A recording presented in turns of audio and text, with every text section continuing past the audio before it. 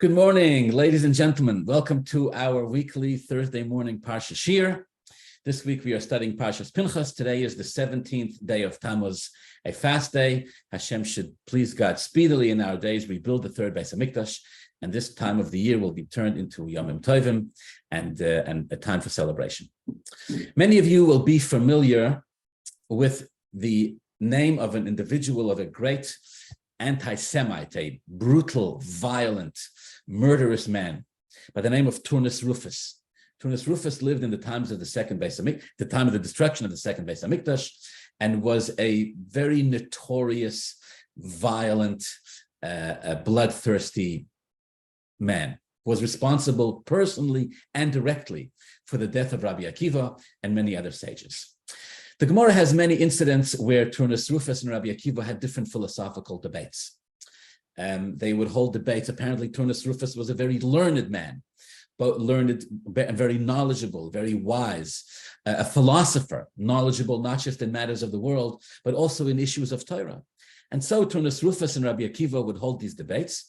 Many times, actually, they would debate in the presence of the Roman emperor himself, who I believe at the time was Emperor Hadrian. Anyways, the Gemara relates that one day, Turnus Rufus comes home and his wife takes one look at him and he's in a foul mood. He's got a ponim zoya face. He's got a miserable look and a miserable expression on his face. And she looks at him and she goes, "Oh my God, what's wrong? What's the matter?" So he tells her the truth, because you can't lie to your wife. So he tells her the truth. He says, "Listen, we go before the emperor and we have these debates. And I stand there with Rabbi Akiva, and I consider myself wise and, a good debater. And Rabbi Akiva is just washing the floor with me. He's humiliating me. And Rabbi Akiva would not just be victorious in these debates and arguments. Rabbi Akiva would also verbally provoke Turnus Rufus and sort of humiliate him in the process, as is evident from many of the stories in the Mefarshim. So Turnus Rufus tells his wife, "It's really getting to me, and it's really bothering me. It's really taking me down." So Turnus Rufus's wife tells her husband, Turnus Rufus, "I know how to take down Rabbi Akiva. If you give me permission, I will destroy him." And she says the following words. She says, quote, "Elokehem shel elu soinei zimahu, the God of the Jews, deeply despises incest and immorality.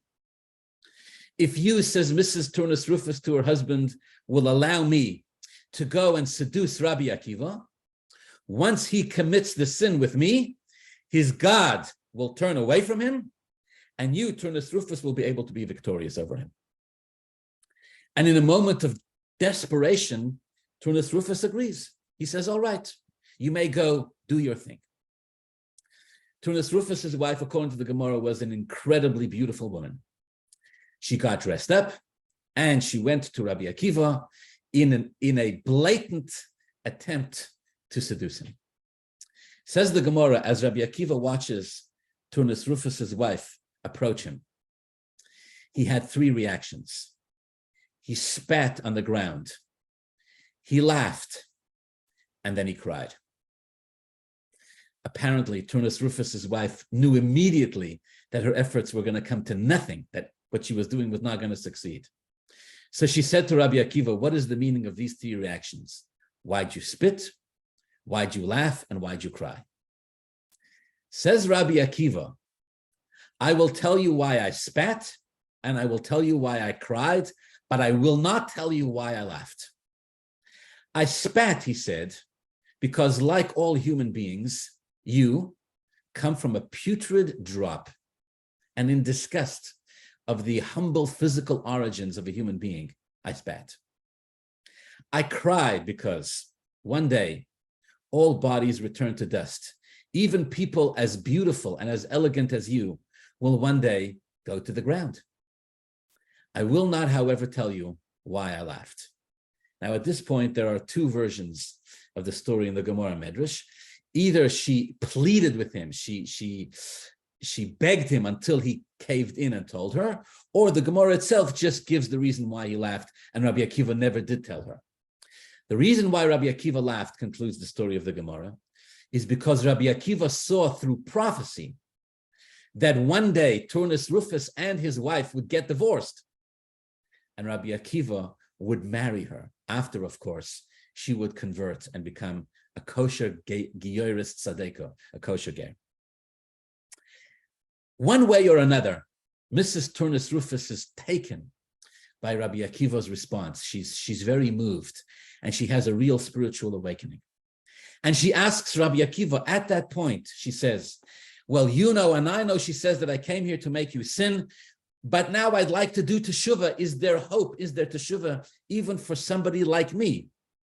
And Rabbi Akiva says, yes, even you can become a balas teshuvah. At some point, this woman does divorce her husband, Turnus Rufus, as I mentioned. She converts, and she does end up marrying Rabbi Akiva. All right, the Gemara says in Masechta Nedarim that this is one of the 6 sources of Rabbi Akiva's tremendous wealth. He was a tremendously wealthy person from different ways. One, of course, is from his famous wealthy father-in-law, Kalba Savua, who, when he first married his daughter, swore that Rabbi Akiva would have no portion in any of his possessions, but after a while had Rabbi Akiva annul this particular vow. Another source for Rabbi Akiva's wealth is this particular woman, Turnus Rufus' wife, who, after she divorced Turnus Rufus and converted and married Rabbi Akiva, she brought all her wealth, and she brought this to Rabbi Akiva, and this is one of the ways that Rabbi Akiva becomes very wealthy. All right, now why am I talking about this? I'll tell you. The expression that Turnus Rufus's wife uses in an effort to convince her husband to allow her to go seduce Rabbi Akiva, claiming that if Rabbi Akiva gets seduced, Turnus Rufus will be able to overpower him because Elokehem shel elu soinei zimahu, the God of the Jews, hates incest and immorality and lewd behavior. These words are actually a quote. You'll recognize them. They're actually a direct quote from Bilam. Bilam tells these words to Balak in the end of Parsha's Balak. Balak is trying to get him to curse the Jews. To no success, nothing is working. Only Brochas are coming out. Bilam is ready to leave in humiliation. Right before he leaves, Bilam tells Balak, wait, all is not lost. I can give you an eitzah, l'chonoi otzcha. I can give you a piece of advice that if you follow it, will give you the ability to deal the Jews a deathly blow. You will not be able to overcome them. And all of the brachas that Bilam says that I gave will come true, but you'll be able to deal them a deathly blow. And then he said those words, Elokeim shel elu soinei zimahu, and gave that famous advice to Balak that through the daughters of Moav, he orchestrates that the Jews sin through incest, through immorality, eventually through idol worship, and through this you'd be able to deal the Jews a deathly blow. Okay. Bilam's eitzah, Bilam's advice is incredibly successful. Rahman al-Itzlan, 200,000 Jews perish as a result of Bilam's advice. Basically, Balak does exactly what he tells him. He organizes these grand flea markets where the daughters of Moav, the women of Moav, offer the Jews all different types of materials, fabrics, silks, linens that they knew the Jews were in the market to buy. And they set up a system where more elderly women, senior women would stand in the front of the stalls. Junior women would come to the back. They would seduce the Jews into the back of these stalls by offering them better deals. And then the younger women were waiting in the back, and there they seduced the Jews to sin with avodah zarah, idol worship, with Gilgulei arayos, with forbidden relationships. At the end of last week's Parsha, at the end of Parsha's Balak, Moshe Rabbeinu instructs the judges. Rashi says there were 88,000 judges, that each judge kill at least 2 Jews, hanitzmodim leval poer, who had worshipped idols, giving you a total of 176,000 Jews who were killed by Shoftei Yisrael, by Jewish judges, for the sin of worshiping avodah zarah. After that, the famous story takes place where the Torah says, "V'hinei ish mi bnei Yisrael ba." A Jewish man came with a Midianite woman, brought her to Moshe Rabbeinu, and committed a sin together with her. At that time, a plague broke out particularly among the tribe of Shimon, and another 24,000 Jews died. Talking about 200,000 Jews died as a result of this whole experience with the daughters of Moav and Midian. It ended, the plague ended, the Torah, at the end of Parshas Balak, the plague ended. Not before 24,000 Jews died in the plague. When Pinchas very famously kills this Jew who had stepped forward with the Midianite woman, while they were in the middle of the sin, Pinchas kills them both, and then the Torah says the plague ends. Those who had died in the plague were 24,000 Jews. Okay. If you have a Chumash in front of you, open at the beginning of Parshas Pinchas.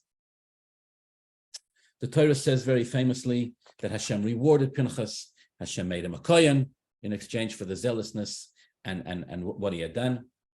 And then in Possuk, in Perek Chafei, Possuk Yudalad, the Possuk says these words: V'shem ish Yisrael hamukeh, the name of the Jew who was struck, Asher Huko es HaMidyanis, who was struck together with the Midianite woman that he was in the middle of having relations with, Zimri ben Solu, the Torah says. His name was Zimri, Nasi Beis Avla Shimoni, the Nasi, the leader of the tribe of Shimon. The Shem Ho'isho Hamuko HaMidyanis, and the name of the woman who was struck, with whom he was committing the sin, Kozbi Bas Tzur. Her name was Kozbi, Roish Umois Beis Av Midyanu. Her father, Tzur, was one of the leaders of Midian. According to some opinions, she was actually the daughter of the granddaughter of Balak himself. And so his name was Zimri, and her name was Kozbi. And all the commentaries read this verse, and their heads hit the roof. Until this point, the Torah has, it seems, specifically and explicitly hidden the names of the individuals who were involved in this sin from the Pesukim. We don't find their names anywhere. Pinchas ben Elazar ben Aaron HaKohen, Pinchas who committed the act of zealousness, his name is repeated twice. All right, Rashi says, why twice? Because even after he had saved the Jewish people were still criticizing him and ridiculing him, etc. So that, and the Shvatim were saying, look at this, right? He is the grandson of Yisrael, a man who fattened calves for idols. So the Torah, and now he goes and he kills a Nasi, a leader of the Jewish people, the head of Shevet Shimon. So the Torah repeats as Yichas Pinchas ben Elazar ben Aaron HaKohen. Fine. But as far as the people that he killed, until now, it seems the Torah specifically has hidden their identity. It says, V'hinei ish mibnei Yisrael ba. When Zimri comes with this woman, it just says a man from the Jewish people came. And now when the whole thing is over and they're dead, and the Torah has made it clear that the Ribbono Shel Olam appreciated what Pinchas did and rewards him for it and makes him a kohen and gives him brisi shalom, all of a sudden now the Torah decides to tell us who their names are. Why? If it wasn't relevant until now, why is it relevant now? And the reason why it wasn't relevant until now is because this is a very disparaging story for this individual. Somebody who is killed in such a public way, who spoke with such great chutzpah towards Moshe Rabbeinu in the presence of all the Jewish people. The Torah says that when Zimri took this woman Kozbi and brought her to Moshe Rabbeinu and posed the question, right, am I allowed to be with her or not? And Moshe Rabbeinu didn't respond. The Torah says it was in front of the entire Jewish nation, and they were all weeping. So the Torah has intentionally hidden their identity from us until now. Why all of a sudden is the Torah giving us their names now? And not just giving us their names, telling us who they were, who their fathers were, Zimri ben Solu, Nasi Beis Avla Shimoni. The Torah chooses here to tell us that he was the prince, the leader of Shevet Shimon. And the woman, Kozbi Bas Tzur, her father was Rosh Umayis Beis Av. Why do we need to know all this? Why now? Many explanations are given. The most daring and I would say really fascinating explanation given here is from the Hachayim. The Hachayim HaKodesh on the Chumash says this. He says, if you notice, again in the Possuk doesn't just tell us the name of the person who did the sin. The expression in the Possuk is V'shem ish Yisrael. The name of the Jew who was struck while he was cohabiting, while he was with this Midianite woman. The Torah chooses to tell us that he was a Jew. The Hachayim says the reason for that is like this. He says the reason is because the Torah wants us to know, misosai kaparosai. Once he was killed, he was forgiven. Lo yidach mimenu nidach, says the Hachayim, no soul, no yid is ever permanently rejected from being connected to Hashem. And so even though he had caused such a public disgrace, such a terrible chilul Hashem, been chutzpahdik to Moshe Rabbeinu and done so in such a horrible way, to the point that the Torah does not even want to tell us who he is, and did so as a Nasi. Once he was killed, now the Torah is comfortable to tell us who his name is. What his name is. Why? B'shem is Yisrael. Misosai kaparosai, says the Hachayim. His death was a kapora. He was killed. He was forgiven. And the Torah is telling us he was, even he, in the expression of the Gemara, Afal pi shechoto Yisraelu, even though he has sinned, he's still a Jew. And so he is also welcome back to be embraced by the Shechina, if you will, because for his sin, he had received a punishment, and the punishment was a kapora. In fact, the Hachayim says even more. He says the words of the Possuk is, V'shem ish Yisrael hamukeh, asher huko es hamidyonis. The Hachayim says the meaning of that is that when Pinchas struck him, Pinchas didn't really need to Pinchas didn't strike him in a spiritual sense, didn't strike his essence. It was just that part of him that had become defiled because it had been connected with a Midianite woman. That part needed to be destroyed. But everything else was perfectly fine, and Pinchas could rejoin Klal Yisrael. Okay, this is the explanation of the Hachayim. Now, it's daring because we're talking about an individual who, again, was responsible for a Chilul Hashem, who did an act for which, he got capital punishment, was chutzpahdik to Moshe Rabbeinu in the presence of all the Jewish people. He seemed to be trying to make things worse when he actually made them better. And the Hachayim says, no, once he was killed, he was forgiven. And this is the reason why the Torah gives his name here. The challenge with understanding this Hachayim is that the Torah doesn't just give us the name of the Jew who committed the sin, V'shem ish Yisrael hamukeh. The Torah also gives us the name of the Midianite woman with whom he commits the sin. V'shem isha midyonis, V'shem isha amukah midyonis kozmi basur. Next Possuk. Possuk Yudala, the name of the Jew. Possuk Tesvav, the name of the woman. So the Hachayim tells us that the reason why the Torah tells us the name of the Jew is because once he was killed, he was forgiven. No Jew is ever eternally rejected by Hashem. No such thing. Oh, and that's why the Torah gives us his name. Okay, what about the woman?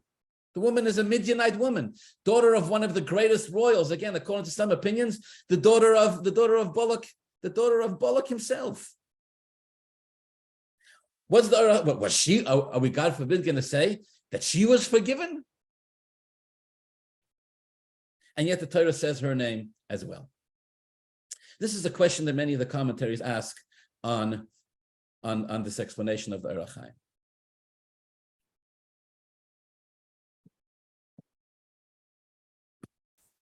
All right. To explain this, there's a beautiful, beautiful insight given here by the Kabbalists, by the Mekubalim. The Mekubalim like, of course, to tell us who these people are reincarnated to. Who are the Gilgulim of these people? So the Mekubalim tell us that Cosby, the woman, again, that does the sin with Zimri, Cosby is reincarnated in a woman called Izebel. Pinchas, of course, very famously, is reincarnated into Eliyahu Hanavi. As in the famous expression of the Medrash, Pinchas ze Eliyahu. Pinchas ze Eliyahu. Pinchas is reincarnated into Eliyahu Hanavi. For this reason, in the story in Nach, in Malachim, where Achav, the infamous king, and his wife Izebel are massacring Rahman al-Islam, all the Nevi'ei Hashem, all the prophets, the Torah tells us at great length that Izebel is hunting down Eliyahu Hanavi. And she's desperately trying to kill him. And the Rabbanu Shlomo miraculously saves Eliyahu Hanavi once and again from the hands of Izebel. Now, on a simple level, why is she trying to kill him? She's trying to kill all the prophets. And Eliyahu Hanavi was the lead prophet of the time. In fact, Eliyahu Hanavi was the one who was saving other prophets or facilitating the saving of other prophets. So Izebel wants to kill him. But the Mukabalim say there's a much deeper reason. This traces back to their previous lifetime. You have to go back in Jewish history. In their previous lifetime, Izebel was Cosby. And Eliyahu was Pinchas. And Pinchas, when he killed Zimri, together with Zimri, also killed Cosby. So in the previous lifetime, Pinchas killed Cosby. In the next lifetime, Izebel is trying to get a revenge and kill Eliyahu Hanavi because they're both reincarnations of those individuals in their previous lifetime. And so this is the deeper mystical reason, perhaps in a spiritual sense, in a negative sense, obviously, why Izebel is trying so hard to kill Eliyahu Hanavi. But as all good stories of Gilgulei, it doesn't end there.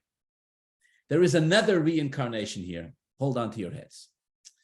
The Mukabalim tell us that Zimri, again, the man who does the sin, he was Nizgalgal, he was reincarnated into Rabbi Akiva.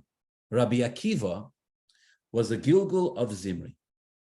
And the wife of Turnus Rufus, the woman who eventually Rabbi Akiva marries, and she makes him wealthy, she is a Gilgul, she is a reincarnation of Cosby. So Zimri and Cosby cohabit in sin in the times of Moshe Rabbeinu. They are reincarnated, Zimri into Rabbi Akiva, and Cosby into the wife of Turnus Rufus. Eventually they marry in a permitted way, and through this they're matak and they fix the sin that they committed in the previous lifetime. And in typical Mukabalim style, they take it one step further. Think, they say. The Gemara tells us very famously that Rabbi Akiva had 24,000 students, all of whom perished. Doesn't it strike you interesting that in Rabbi Akiva's times, his 24,000 students perish, and in the times of Zimri, there is a magefa, there is a plague as a result of the sin. And the Torah says, Vayiyu, the last Possuk of Parshas Bolok, Vayiyu amesim b'magefa, arba v'esrim olef, 24,000 Jews died. So the Kabbalists say the 24,000 students of Rabbi Akiva were reincarnation of those 24,000 Jews who died in the plague in the times of Zimri. In fact, those 24,000 Jews who died in the plague in the time of Zimri, they were all from Shevet Shimon, the Shevet of Zimri. They perished because of the Averis, because of the sins that they were involved in, idol worship and immorality, and they were reincarnated as the students of Rabbi Akiva. Now they explain like this. Explain. The Gemara gives a reason. So why did the 24,000 students of Rabbi Akiva die? Why the 24,000 members of the Shevet Shimon perished? This we know, the Torah says, because they were involved in these sins. What about the 24,000 students of Rabbi Akiva? Why did they die? All the Gemara says is, Lo nohagu kavod zeh b'zeh. That's all it says. They did not treat each other respectfully. They didn't treat each other respectfully, and therefore they all perished. Now, of course, we understand that the students of Rabbi Akiva, it was expected from them to, HaKadosh Baruch Hu holds them to a higher standard. Yes, of course, we know this. But still, the question begs itself: why was it so difficult for the students of Rabbi Akiva to honor each other? What was the problem? Why couldn't they? Why couldn't they get along? And 24,000 of them. What's the pshat? Say the Mukabalim simple. These were students of Rabbi Akiva. Now again, the students of Rabbi Akiva were great Torah giants. They were great tzaddikim. They knew who they were in a previous lifetime. They knew that in a previous lifetime, they were all members of the tribe of Shimon, and that they had committed these sins. And they knew that Rabbi Akiva in their previous lifetime was their Nasi, was Zimri. And they knew that they had come back to fix it. In fact, they knew that they were students of Rabbi Akiva in this lifetime because they were supposed to be involved in fixing the sin that they had done previously. They couldn't respect each other because they knew the truth about each other. they knew that in previous lifetimes they had done this tremendous sin. So they looked at each other and they're like, yeah, in this lifetime you're a big tzaddik, in this lifetime you're a holy roller. But we remember, they recognized each other from the previous lifetime. So they had a hard time kind of taking each other serious. This was one of the angles in the explanation here. They had a hard time kind of taking each other seriously on this because they remembered who they were from the previous lifetime. And so they couldn't respect each other. And so they couldn't properly be metaken. They couldn't properly fix the sin that they had from previously. And so they all perished. Okay. The idea that Rabbi Akiva is a Gilgul, is a reincarnation of Zimri, gives us a fascinating insight into some of the amazing stories, some of the amazing incidents that the Gemara tells us bechlal about Rabbi Akiva. When you think about this, when you put it in this context, it gives a fascinating new level of understanding. For example, the Gemara says that when Rabbi Akiva was was executed by the Romans, right? So when he was being executed, he was saying Shema. And he was saying Shema, and his Talmidim, his students, observed that he was in a tremendous state of joy, to the point that he was laughing. He was laughing, he was saying Shema, and he was in a state of great happiness. Now, Rabbi Akiva was very brutally murdered. His death was particularly painful. And so the students were overcome. They were taken with the idea that a person in such a profound state of agony would be in such a joyous state. And the students actually said to him, Rebbe, to this extent, how is it possible? Or I'd even say, why? Why are you happy at this time? Rabbi Akiva gave them a very, very famous answer. Rabbi Akiva said, I'm saying Shema, as a Jew does when they perish al Kiddush Hashem if they can. And I want you to know, says Rabbi Akiva to his students, Kol yomai hoyisi mitzdayer. In Shema, we're given a mitzvah. You should love Hashem with all your heart and with all your life, b'chol nafshecha. Which means that a person should be willing to sacrifice themselves for the sake of Kiddush Hashem, for the sake of their amunah in Hashem. Rabbi Akiva says, I always said Shema, and whenever I said it, it gave me pain. Mosa yovai liyodi v'akaimenu, says Rabbi Akiva, I was always in anguish. When will I have the opportunity to fulfill this mitzvah of having actual Mesiras Nefesh and actual Kiddush Hashem? And now it's finally here. Baruch Hashem. And with this, he said Shema Yisrael, and his soul, says this, the Medrash concludes, left with the word Echad, and it was a state of Mesiras Nefesh and Kiddush Hashem. May Hashem protect us. Unbelievable. Okay, this is the famous story of the passing of Rabbi Akiva. Why is this so fascinating? I'll tell you why.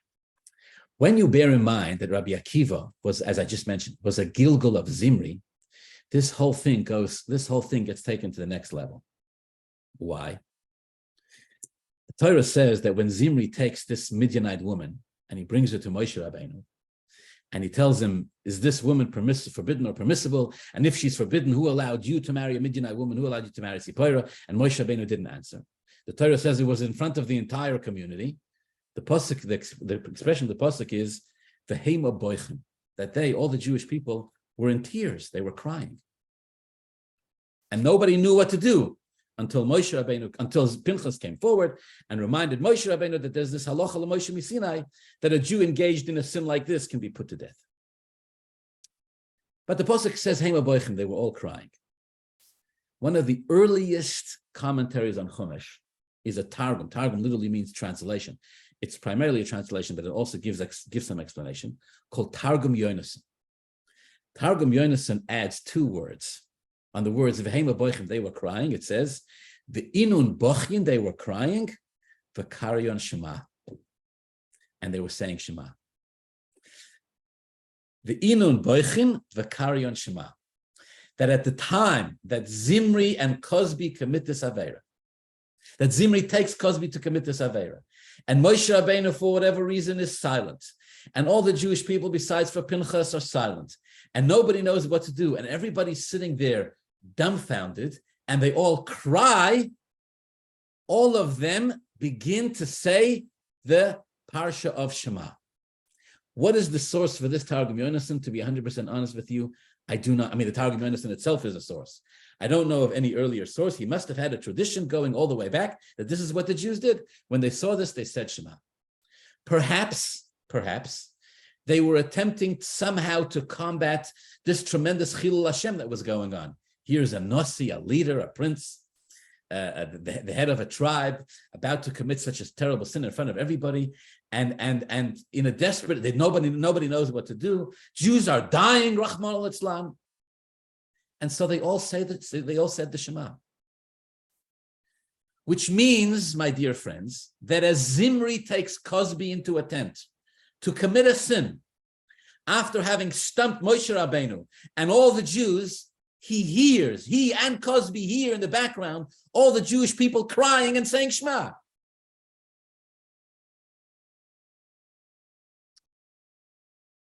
And while he's committing the sin, he's killed by Pinchas. And then Zimri is reincarnated as Rabbi Akiva. Says Rabbi Akiva, every time I said Shema, now go back and think about the words. Says Rabbi Akiva, every time in my lifetime I said Shema, Kol Yom Hayisi Mitztayr, I was in pain. It pained me when I said Shema. When am I going to be able to have the opportunity to fulfill this mitzvah of saying Shema and having Mesiras Nefesh? Why is he in pain? Because the saying of Shema is associated in his previous lifetime with him causing a tremendous Chilul Hashem. As he committed the sin, the Jews were saying Shema. They were crying. They were saying Shema. Crying over the Chilul Hashem. Crying over the Jews who were dying. Says Rabbi Akiva, I need to be metaken. I have to fix within myself this sin that I committed in a previous lifetime. So he waited when he was Nisgalgal, when he was reincarnated as Rabbi Akiva, he's waiting for the opportunity, as far as his relationship with Cosby is concerned, that he fixed through marrying Turnus Rufus's wife, whose name, of course, I forgot. As far as that's concerned. But as far as the Shema, as far as him saying the Shema is concerned, so he waits his entire life for an opportunity to say Shema, and through the saying of Shema to be able to make a Kiddush Hashem. And so now, as he's dying and he's saying Shema, fulfilling the mitzvah of sacrificing your life for the sake of belief, of commitment and belief to Hashem, he's laughing, or he's joyous in a spiritual sense, although he's physically in agony, because now Baruch Hashem, it's come to full circle, the tikkun of what it was that he had to do in this lifetime. Here's another example of a story about Rabbi Akiva. When you put it in context of the idea that he's the reincarnation of Zimri, again, takes the whole thing to the next level. The Gemara says very famously that Moshe Rabbeinu saw through prophecy what would happen in the end with Rabbi Akiva. He saw how Rabbi Akiva was butchered and how the Romans, Rahman al-Islam, were selling Rabbi Akiva's flesh in the marketplace. They were weighing it with weights. Moshe Rabbeinu saw all this. And Moshe Rabbeinu protested to Hashem. He said to Hashem, this is how you reward a person who studies Torah like this. The Rabbanu Shalom, of course, refused to explain his divine actions to Moshe Rabbeinu. He just told him literally to be quiet. He told him, shtoik, just silence, quiet. He said, this is what I have decided. Okay. Moshe Rabbeinu wanted Rabbi Akiva to be the one to give the Torah to the Jewish people. He saw Rabbi Akiva teaching Torah. He wanted Rabbi Akiva to give the Torah to the Jewish people. Hashem said, no, it's going to be you. Once again, no explanation. Hashem told Moshe, be quiet. This is what I have decided. Okay. In that very famous story, the Gemara says that when Moshe Rabbeinu went up to Har Sinai to receive the Torah, he saw the Rabbanu Shalom putting crowns on top of the letters. He asks the Rabbanu Shalom, what's it for? And the Rabbanu Shalom tells him that in the future, an individual called Akiva ben Yosef is going to be the one who is going to expound these lines and learn from the mountains of halachas. We don't know today which halachas is referring to, but Hashem told Moshe Rabbeinu, he learned from these lines, mountains of halachas. Moshe Rabbeinu, the Gemara tells us, while he's receiving the Torah from Hashem on Har Sinai, becomes intrigued by this style of learning of Rabbi Akiva that he hears about from Hashem. So he asks the Rabbanu Shalom, if he can go and study Torah and witness the Torah that Rabbi Akiva is teaching. Hashem tells him to turn around, and he finds himself, Gemara Menachos Daf Chavtes. He finds himself in the back of Rabbi Akiva's classroom. 7 rows of students are sitting in front of him by level of intelligence. They're arranged by level of intelligence and level of learning. The wiser the student, the closer they sat. Moshe Rabbeinu was sitting all the way in the back. Rabbi Akiva is teaching Torah, and Moshe Rabbeinu does not understand what he's saying. He doesn't recognize the Torah that he's teaching. Moshe Rabbeinu feels terrible. What's going on here?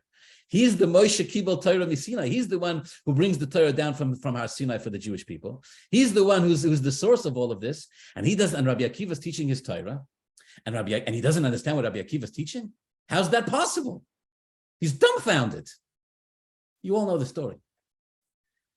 All of a sudden, he hears from the front of the room, one of Rabbi Akiva's students ask Rabbi Akiva the source of a particular halacha. And Rabbi Akiva responds, the source of this halacha is halacha leMoshe Misinai.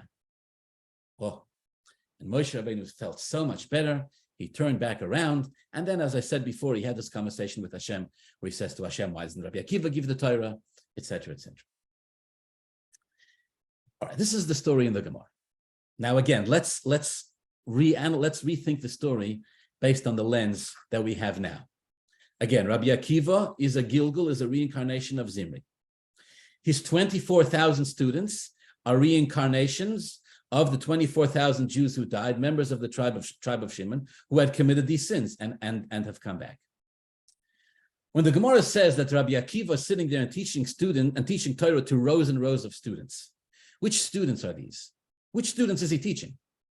After the 24,000 students of Rabbi Akiva perished, after that, he only ever had 5 students after that.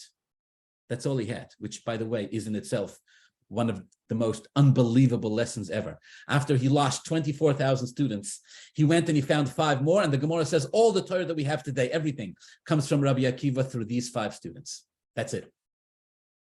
But if he's sitting with 7 benches, rows of students, and they're all studying Torah, these would be part of the 24,000 students who would at some point perish. And they're sitting and studying Torah, the Gemara says, and Moshe Rabbeinu doesn't understand what they're studying. Now, what does that mean? Moshe Rabbeinu doesn't understand what they're studying. It means Moshe Rabbeinu doesn't know the Torah. Moshe Rabbeinu brought down every part of Torah, right? The Baal Shem Tov says, Moshe Kibel Torah Misinai, the word Moshe is an acronym, Machloikas, Shammai, and Hillel. Every detail of the Torah was brought down to Moshe Rabbeinu. Every argument of Shammai and Hillel, everything. So what is it about the Torah, about this Torah that Moshe Rabbeinu doesn't recognize? Well, perhaps what Moshe Rabbeinu is struggling with is not so much the content of what's being studied, but the people who are studying it. Moshe Rabbeinu knows exactly what's going on. This is a reincarnation of Zimri. And the 24,000 Jews who perished, they've come back so many generations later, and they're studying Torah. Moshe Rabbeinu goes, what's going on here? Zimri, the 24,000 Jews who sinned, they're back here. They're the ones studying Torah. This is Rabbi Akiva. This is the students. What in heaven's name is going on here? These people in the times of Moshe Rabbeinu died in the 24,000 in a plague. In Zimri's case, by spear, by Pinchas, because of terrible aveiros that they were doing, because of terrible sins. And Moshe Rabbeinu see, this is the Messiah. This is the one. These are the Jews who are carrying the Torah down for the rest of Klal Yisrael. A reincarnation of Zimri and the 24,000 Jews. Moshe Rabbeinu must have sat there and said, Rabbanu Shalom, what in heaven's name is going on here? Why is the Messiah of Torah going through these people? And then he hears one of the students ask Rabbi Akiva the source for a particular halacha. And Rabbi Akiva says, halacha leMoshe Misinai. Now, which halacha was it? We don't know. The Gemara doesn't say. Maybe. I'm going to dare to take a guess here. Maybe the halacha that the 24,000 students asked Rabbi Akiva the source for is the halacha that says that if a Jew is committing a sin with a non-Jewish woman, kanoim poigim boy, zealots may kill the Jew who is committed in the sin at the time of committing of the sin. You see, when Zimri takes this woman, the Midrash says he grabbed her by the pleats of her hair and brought her to Moshe Rabbeinu and said, is this woman permissible or forbidden? And Moshe Rabbeinu didn't answer, and he went and he committed the sin with her. Pinchas went over to Moshe Rabbeinu before he struck Zimri. Pinchas went over to Moshe Rabbeinu and said, Moshe Rabbeinu, why is nobody doing anything? You, Moshe, told us this halacha, that if you're involved in a sin that a Jew is involved in a sin with a non-Jewish woman in this way, kanoim poigim boy, at the time of the sin, zealots may strike him down. You have to do it at the time of the sin. Afterwards, too late. At the time of the sin, zealots will kill them. Moshe Rabbeinu, Pinchas tells Moshe Rabbeinu, you, Moshe Rabbeinu, taught us this halacha. Moshe Rabbeinu said, the one who reads the letter should carry out what it says there. If you're the one who remembered this, then you be the one to carry it out. What's the truth? Did Pinchas make this up? Of course not. It was the halacha that Moshe Rabbeinu had taught them. Hashem had ordained it that Moshe should forget the halacha at this time. Rashi says so Pinchas would have his moment. Fine. But the truth is, it was the halacha that was taught to Moshe Rabbeinu. Now I'll tell you a little secret. You can search the entire Chumash. You won't find a source for this halacha anywhere. So where's it come from? Halacha l'Moshe miSinai. It was one of the things that the Rabban Shalom taught Moshe Rabbeinu on Har Sinai. And Moshe Rabbeinu came down from the mountain and gave this tradition over to the Jews and taught it to Pinchas. And Pinchas then went and used it and killed Zimri and Cosby in the middle of the sin.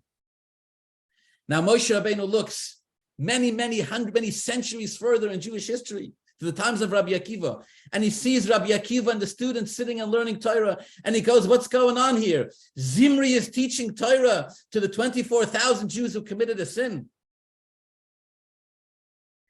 And then he hears them ask for the source. What's the source? They said, probably, they said, Rebbe, Pinchas killed you with a spear while you were in the middle of doing Naveira. What's the source for this halacha?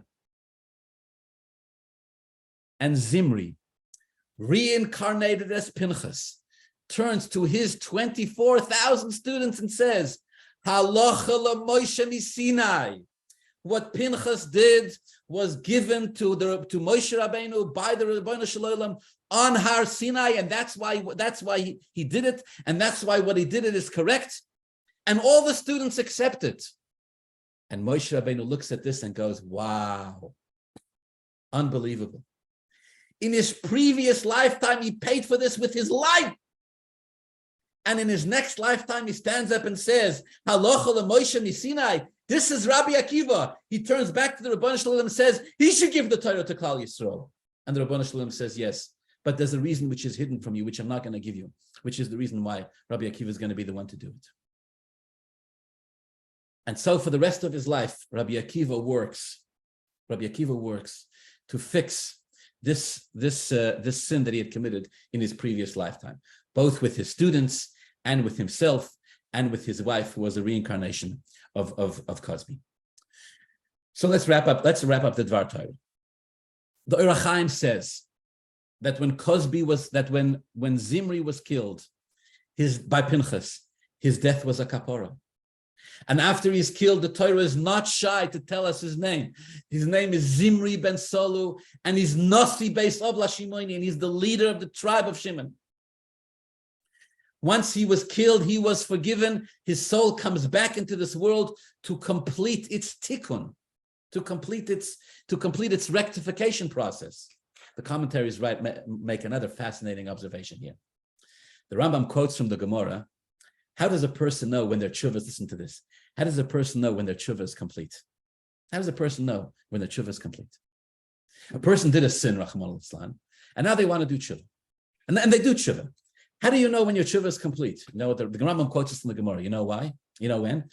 He says, when you get to the same circumstance that you were when you did the sin, and this time you managed to control yourself and not do the sin, now you know your tshuva is complete.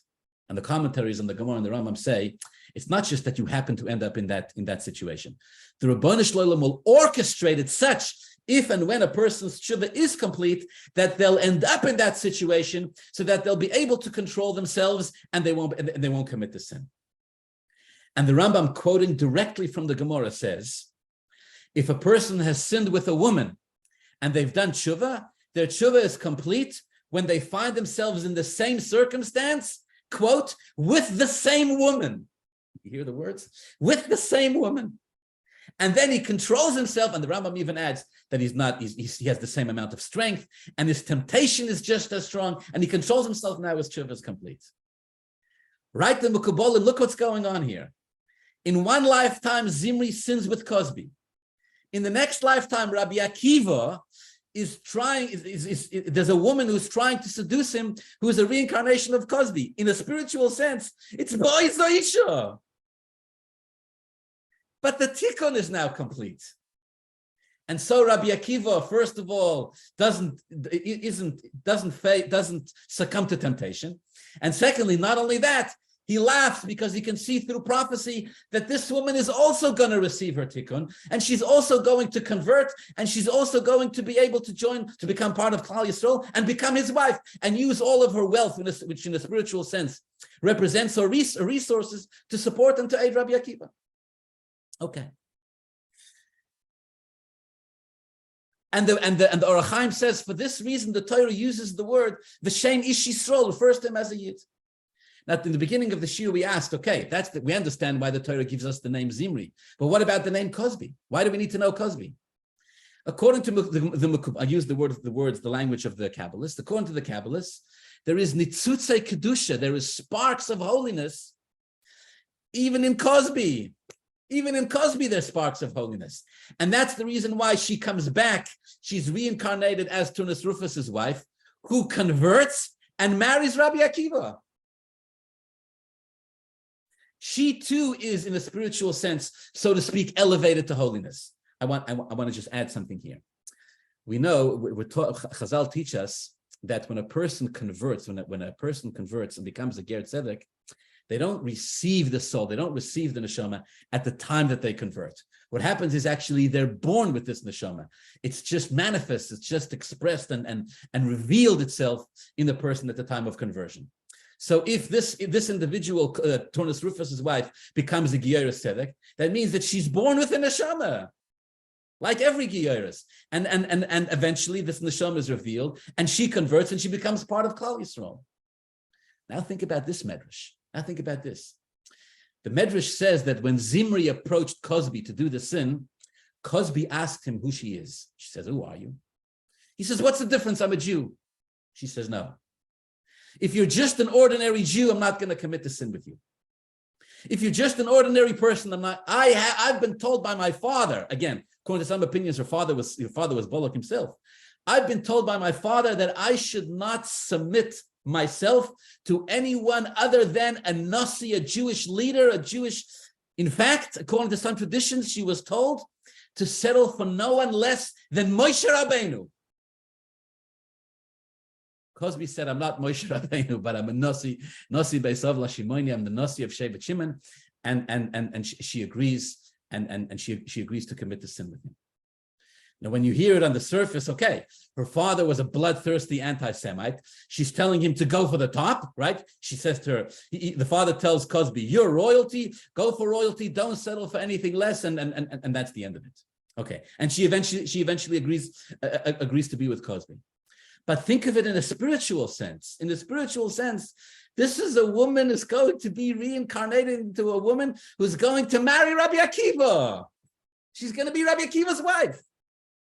In a spiritual sense, she can tell that she's destined, her soul can tell, that she's destined to be a matriarch in the Jewish nation.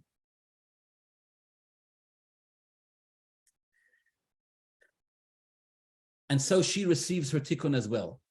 And for this reason, the commentaries explain, based on the teachings of the Hachayim, the Torah doesn't just say the name of Zimri ben Solu, Nesi Beisav Lashimoni, but also the names of the woman whose name was Cosby Basur, Rosh Umois Beisav Bamidbar. Okay. What do we learn from all of this? I'll tell you. Sometimes we find ourselves spiritually in very difficult and challenging places. we succumb to temptation for one reason or another. We find ourselves spiritually lacking. We may debase ourselves. We may fall in ways that we're not proud of. Sometimes when we look back at ourselves, we wonder really, truly, how could I ever have failed so horribly and terribly to such a low extent? And then we're tempted to give up on ourselves and to say, whatever is going to become of me, right? The 24,000 students of Rabbi Akiva had a hard time respecting each other, perhaps because they knew what went on in their previous lifetime. Perhaps there was their greatest sin, that they couldn't accept the process of tshuva and moving on. What the Hachayim is teaching us here is that there's no such thing as a Jew who has no spiritual hope. There's no such thing as a Jew who is gone. And when and at some point in the process, the Torah will go back and repeat and celebrate this individual as a Jew and say his name and say it loud and proud and say that he is a Jew and he is a leader in the tribe of Shimon. And when he is reincarnated, he could be Rabbi Akiva himself, who all his life will work successfully to complete and to fix the tikkun, to be mataken, to fix what it is that was done in the past. In fact, whenever a Jew does descend, and whenever a Jew does experience some type of spiritual catastrophe, some type of spiritual challenge where things fall apart, we remind the Jew not just to give up, not just that you can do teshuvah, but you can become, like in the case of Rabbi Akiva, an individual who can teach Torah to thousands of Jews, an individual who can teach Torah in a way that will last for thousands of years after that. When a person goes through spiritual hardships or any type of hardships in life, the Torah seeks to encourage us and to remind us over and over again. V'shem ish Yisrael, you're a Yid. Hamuka asher hukas hamidyonis. If you've been struck, if you've been hurt, it's only because some filth has attached itself to you. You can, and you have to, and you will shake it off. Perhaps this lifetime, perhaps perhaps next lifetime. The Ribbono Shel Olam never truly rejects for eternity any Jewish soul, even if we've experienced great pain and setbacks in life. With Hashem's help, we can always rebuild and we can always emerge stronger than we ever were. Have a wonderful Shabbos, a meaningful and easy fast, and thank you for being here today.